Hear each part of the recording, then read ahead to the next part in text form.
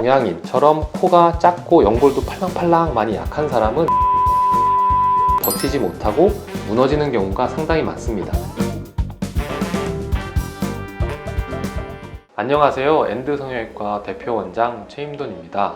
오늘은 코 재수술에서 비중격 재건 성형 수술에 대해서 알아보겠습니다. 끝까지 시청해 주시고요. 좋아요와 구독 부탁드립니다. 비중격은 콧구멍, 왼쪽 오른쪽 콧구멍을 나누는 칸막이면서 이 바깥 코를 받쳐주는 중요한 기둥입니다. 건물로 따지면 내력벽이라고 설명드리는데요. 내력벽도 이쪽 방이랑 저쪽 방을 나눠주는 칸막이 역할을 하면서 천장을 떠받치고 있잖아요. 비중격도 똑같은 역할을 합니다. 그래서 흔히 비중격을 연장해서 코끝 성형을 한다 이렇게 표현하는 것은 건물에 있는 벽 부분의 높이를 높아지게 해서 천장을 더 높여주는 거다 이렇게 이해하시면 되겠어요.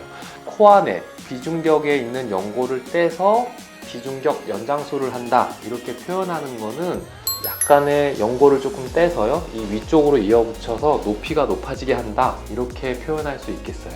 비중격에서 연골을 뗀다 하는 거는 건물에 있는 벽에서 철근을 빼내는 거랑 똑같습니다. 비중격에서 연골을 많이 떼내면 비중격이라는 기둥이 무너지면서 코가 무너지게 됩니다. 너무 많이 떼면서 안에 있는 구조물을 손상시킨다 이러면 흔히 많이 듣는 안장코 변형 이런 게 오게 됩니다. 비중격 연골을 뗄 때 너무 많이 뗐다 이러면 바로 결과가 나오지는 않고요. 한 6개월 정도에 걸쳐서 코끝이 점차 떨어진다든지 점점 딸려 올라가면서 들창코가 된다 아니면 점점 이쪽으로 휘어진다 이런 경우도 비중격이 약해지고 망가지면 일어날 수 있는 일입니다. 그래서 비중격에서 연골을 떼어낼 때는 적절하게 떼어내야 됩니다.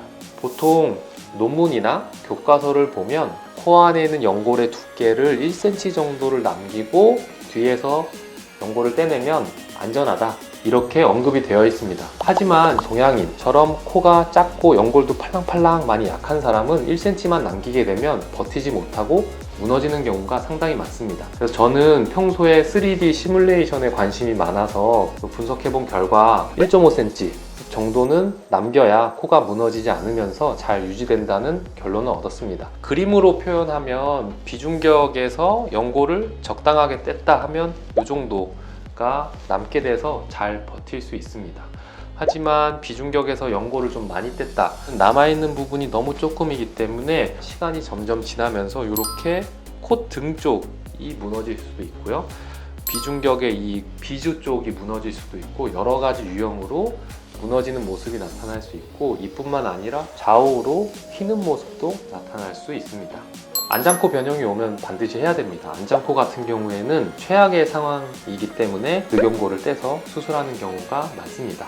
코끝이 시간이 지나면 점점 무너졌다 아니면 코가 점점 들려서 들창코가 됐다 아니면 휘어졌다 이런 케이스에서도 비중격이 무너진 것 때문이라면 그 부분을 보강하는 것을 반드시 시행해야 재수술의 결과가 예쁘게 나오게 되겠습니다. 재건하는 방법은 무너진 부분에 따라서 다릅니다. 비주 쪽에 있는 비중격 부분이 많이 무너졌다 그럼 그 부분을 덧대어서 세게 해주는 술식을 써야 됩니다. 코 등 쪽에 있는 비중격 부분이 무너졌다 하면 그 부분을 보강해야 되고요. 다 무너졌다 하면 양쪽 다 같이 보강해야 합니다. 혹은 연골의 양이 부족한데 세게 보강해야 된다 하는 경우에는 이 그림처럼 대각선으로 가로질러서 보강해 줘야 되는 경우도 있습니다.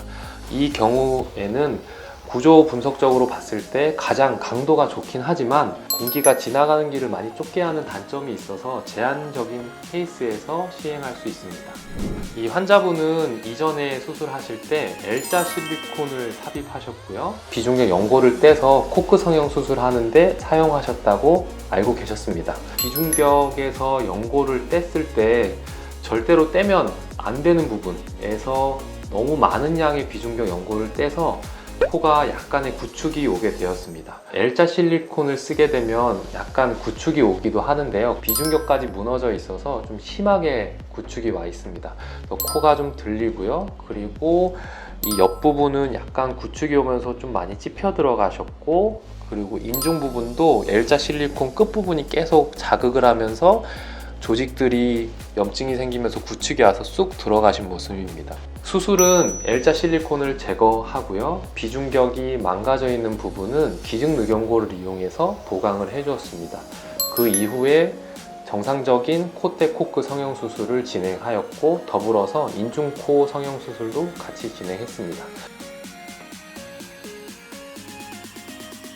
비중격 재건 성형수술을 진행하는 경우에는 망가져 있는 부분을 복원을 먼저 해주고 모양 만들기 수술을 진행해야 됩니다. 일반적인 코 재수술보다 훨씬 더 많은 노력과 시간이 소요됩니다. 비중격을 재건하는 것을 생략하고 일반적인 코 재수술처럼 겉의 모습만 다시 만들어주게 되면 시간이 점차 지나면서 문제점들이 다시 드러나게 돼서 더 큰 문제가 발생하게 되고 재재수술로 연결되는 악순환이 만들어지거든요. 반드시 수술 전에 CT와 진찰을 통해서 비중격이 얼마나 망가져 있는지를 체크해서 수술을 진행해야 하겠습니다. 이상으로 엔드성형외과 최인돈 원장이었습니다. 감사합니다.